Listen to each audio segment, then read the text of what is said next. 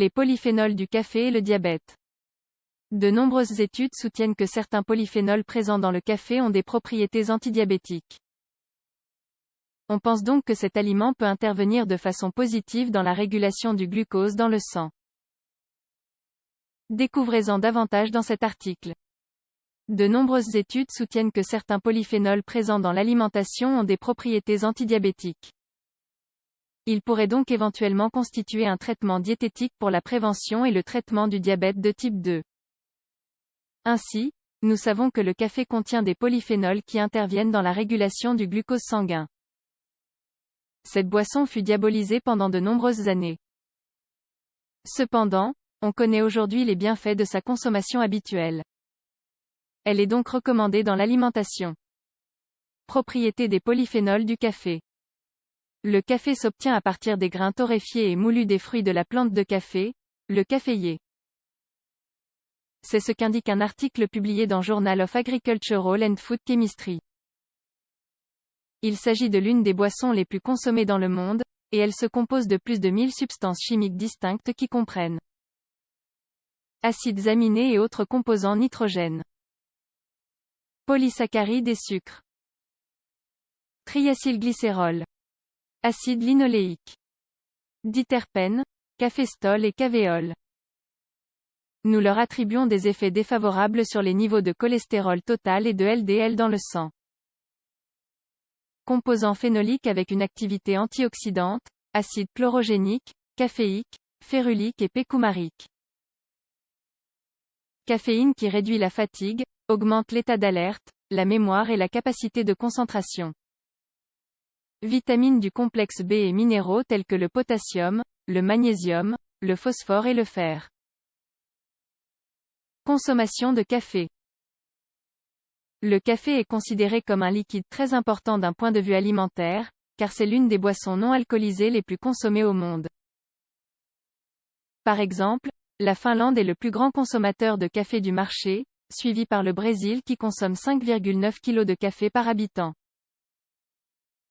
Cette boisson à base de grains de café est un mélange de nombreux composés bioactifs fonctionnels qui ont un impact considérable sur de multiples facteurs de risque pour la santé, comme hypertension artérielle, dyslipidémie, plus précisément, cholestérol de basse densité ou LDL, résistance à l'insuline et hyperglycémie, glucose élevé dans le sang.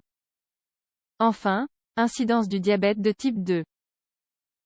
Polyphénol du café et diabète. Le diabète est une maladie chronique qui résulte d'une altération de la sécrétion de l'insuline ou d'une mauvaise utilisation de l'insuline par l'organisme. Il s'agit d'une pathologie très répandue qui s'accompagne de complications cardiovasculaires, de rétinopathie, de néphropathie, neuropathie, ulcères et gangrène des membres. Les traitements diététiques sont intéressants dans ce domaine et, parmi eux, on a étudié les aliments riches en polyphénols. On suggère effectivement que les polyphénols du café diminuent le risque de diabète et peuvent améliorer son traitement. Que sont les polyphénols ? Les polyphénols sont des substances phytochimiques qui possèdent des anneaux de phénol selon une recherche publiée dans Oxidative Medicine and Cellular Longevity.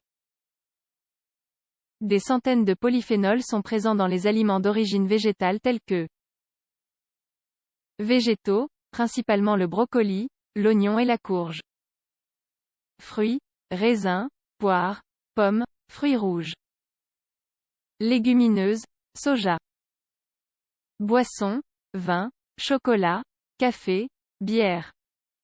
À partir de là, de nombreux aliments et médicaments chargés de réguler le métabolisme énergétique ont été étudiés. Parmi eux, un aliment largement étudié est le café dont les preuves scientifiques indiquent que sa consommation aide à la prévention des maladies chroniques dégénératives comme le diabète mellitus de type 2. Impact des polyphénols du café sur le diabète. Que sait-on ? Les propriétés antidiabétiques de multiples composants du café ont été observées. Par exemple, lors d'une étude publiée dans le magazine Journal of Nutrition par Batram et al. En 2006, on a pu vérifier la diminution significative du glucose après l'ingestion de café décaféiné. L'objectif était d'évaluer les bienfaits de la consommation de café sans son composant principal, la caféine. Par ailleurs, il s'avère que l'acide chlorogénique, deuxième composant majeur du café, les quinidines et le magnésium affectent le métabolisme du glucose. D'autre part, dans une étude publiée dans le magazine Nutrient, il a été démontré que la consommation de 400 ml de café, avec 2,5 mmol d'acide chlorogénique par litre, augmentait le polypeptide insulinotrope dépendant du glucose, GIP, et le glucagon de type 1, GLP1. Ce sont les deux hormones qui stimulent la sécrétion d'insuline. Polyphénol du café est facteur de risque cardiovasculaire. La teneur élevée en composants phénoliques présents dans le café a démontré une puissante capacité antioxydante qui protège contre l'athérosclérose, le dysfonctionnement endothélial et l'hypertension artérielle. Lors d'une étude publiée dans le magazine Nutrient en 2017, il a été constaté qu'une consommation modérée de café, équivalente à 1 à 3 tasses par jour, qui correspond à une ingestion de 101 à 337 mg, jour de polyphénol, avait un effet bénéfique sur les facteurs de risque cardiovasculaire. Diminution de la tension artérielle systolique et diastolique.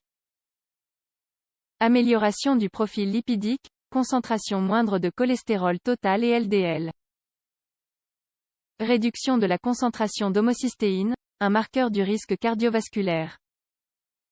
Consommation de polyphénol du café pour la prévention et le traitement de maladies, l'importance des études futures. Pour conclure, le café est l'une des boissons les plus consommées au monde. Il s'avère qu'il possède de nombreuses propriétés grâce à ses composants bioactifs. Les études se sont concentrées davantage sur les effets de la caféine et les polyphénols du café dans de multiples maladies. Même si les propriétés des polyphénols présents dans de nombreux aliments sont connues, il semble que les polyphénols du café régulent les mécanismes du métabolisme énergétique. Principalement en agissant sur la concentration de glucose dans l'organisme. Toutefois, les études sur l'être humain ont apporté des résultats contradictoires. De futures interventions sont donc nécessaires pour vérifier les théories et confirmer ou débattre des effets antidiabétiques des polyphénols alimentaires.